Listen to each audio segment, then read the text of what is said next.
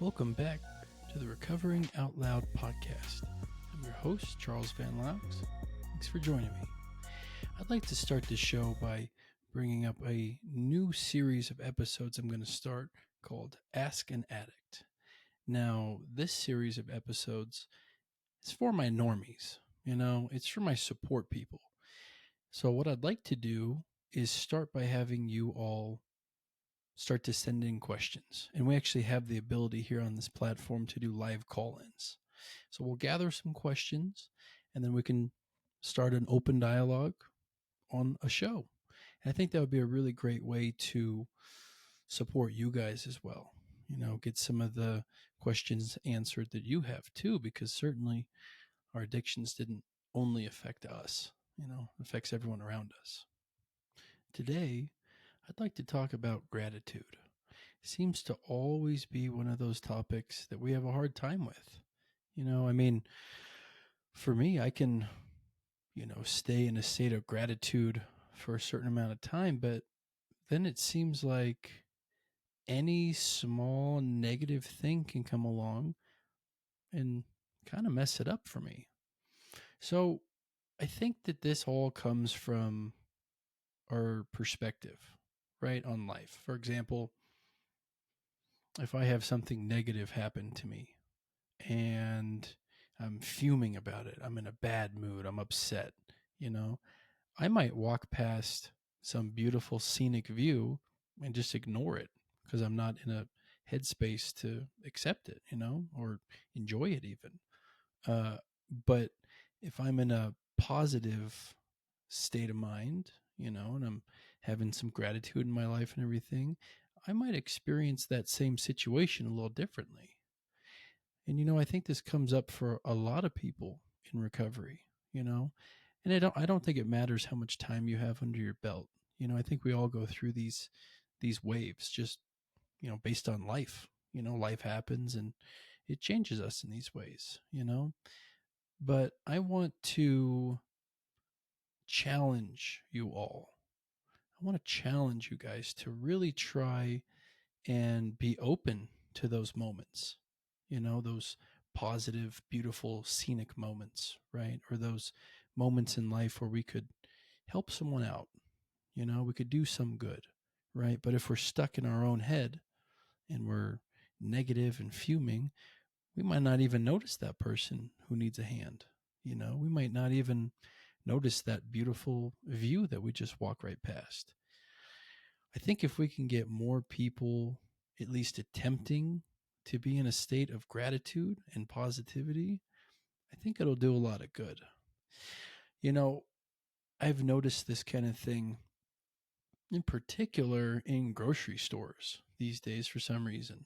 I'll be walking along and nobody makes eye contact anymore. Very few people smile at one another. And I don't understand why, you know?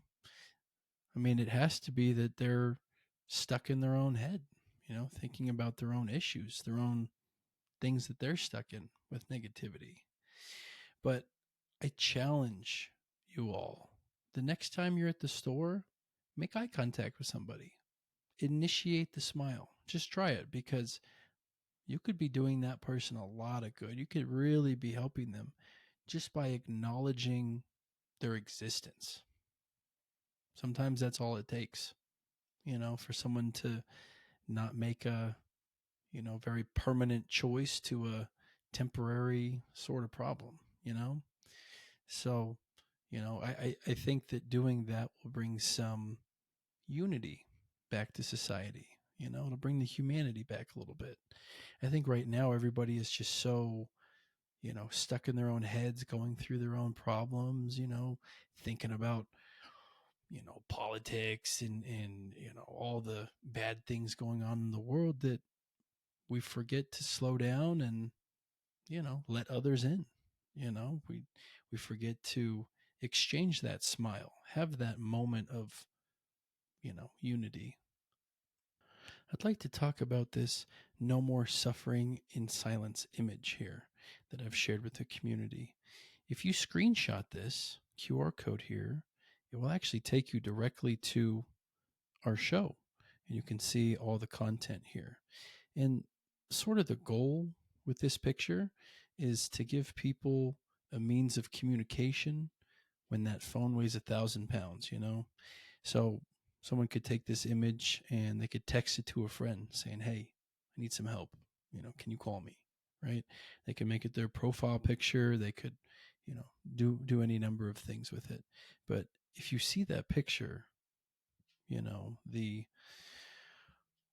rain coming down on the person, even though they're covered with the umbrella, life is pouring down on you kind of thing. If you see that picture, be sure to reach out because, that person needs your help. I'd also today like to speak on creativity and finding a passion in life. Now, in my recovery, I had to remove a substance from my life. That was my higher power. That was my reason to get out of bed for a long time, you know? And we have to replace that with something, because that obsessive thought that we go through in active addiction about our substance and about how to get it and the plan and blah, blah, blah, blah, blah. We have to put that energy somewhere, you know? And I think that finding a passion in life can do that. I think oftentimes when we get to a point of maximum frustration or depression, anxiety, whatever it is, sometimes it can lead to relapse. That little F it switch in our brain triggers and we say, forget this. I'm going to go. I'm going to go back out. But I offer an alternative. I think that if we can find that passion in our life, if we can find something that really ignites us, whether it's creative or work or whatever it is, if we can find that, I believe there's a way to rewire our brain so that if we get to that point of maximum frustration, anger, whatever it is, we can instead say, forget this. I'm going to go put some headphones in and go take some pictures, right? Because when I'm looking through that viewfinder, I'm thinking about contrast, color, right? I'm not thinking about whatever was on my mind before. I'm not thinking about the stress and anxiety I was expressing earlier. I'm in the moment, I'm focused. I think that is very, very powerful. That's a powerful tool. And I urge everyone to try and find that thing for you. You know, there's a great resource for that. It's called Meetup. It's an app, and they do mostly free groups all around town. It's based off your GPS on your phone, right? So you can go on there and search photography groups, right? Or you could search painting or anything, like literally anything on that app. Anyway, you can go and try one of these out and see if it's of interest to you. See if it fills that void, from where the substance was. And sometimes by experimenting and trying a few different activities, we can find something that at the very least we like, you know, we're decently good at it. And that's a start. That'll keep us returning back to it, improving and wanting to do more and become better at it and so on. And then it could become a passion. So I urge you, if there's something that you have really wanted to try in your life that you think could be something like this, I say go for it. The more reasons that we can have to get out of bed in the morning, the more things that connect us back to society, the better. So I say go try them all. See what sticks. At the end of the day, if it doesn't work, if you don't like it, you've only wasted maybe an hour of your life. you know in the grand scheme of things, it's well worth it. So enjoy the exploration. One question that comes up a lot, especially in my coaching work, is treatment. Do I need treatment? Do I need to go to treatment center? Do I need outpatient? What kind of treatment center?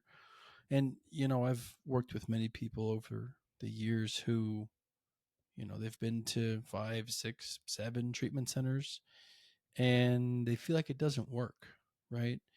Um, I think sometimes it's about finding the right kind of treatment. What do I mean by the right kind of treatment? Well, I would say that, for example, there are wilderness programs, right? So if you're a person who very much connects with the outdoors and you find that healing and peaceful, that would be a good fit. But I think there's a much larger part here. I think that it's easy to sit and listen to information. It's easy to sit there and remember different things that you learn. The hard part is to take those tools and skills that you learn in a treatment center and apply them in real life to a situation where you're triggered and you're craving and all of that stuff. That's the hard part. So, for those people who have tried multiple treatment centers and just, feel like that's hopeless, I would say try that approach, because all it takes is that moment of clarity, that click where we just understand, we just get it. And then it's just practice from there, and I think that sometimes it just comes down to, almost like role playing kind of practice, right? Where we want to put ourselves in a situation like that, not, in a dangerous way, not in a real way, right? But role playing, where we want to put ourselves in a situation like that and see what kind of tool we could use in that situation to help. See, oh, was I, just reacting from an emotional place in that moment, right? Was I expressing logical thought, which is very hard to do in a triggered state, Uh, but I think that can be really helpful. And I think that, that's where coaching work can be of assistance too, you know, trying some of those different tools out, learning more about them, seeing some advice on how to apply them to real life, because I think that's where we need them. That's where the important part comes in. So I urge you to try that. Absolutely. If you're having a hard time and you feel like no treatment works and there's no right treatment for you or something like that, I would try that. Really, comb back through that information that you got from the treatment center and practice some of it. Practice it with a coach or a friend or whomever, because the more that you can start to identify which tool or coping skill is, the best fit for a particular type of situation, the easier it's going to be to learn that on the fly, right? And remember it and apply it, you know? So I hope that's helpful. And if you want to learn more or you have any questions, absolutely comment, send me a message, any of that, and be happy to chat about it. Thanks.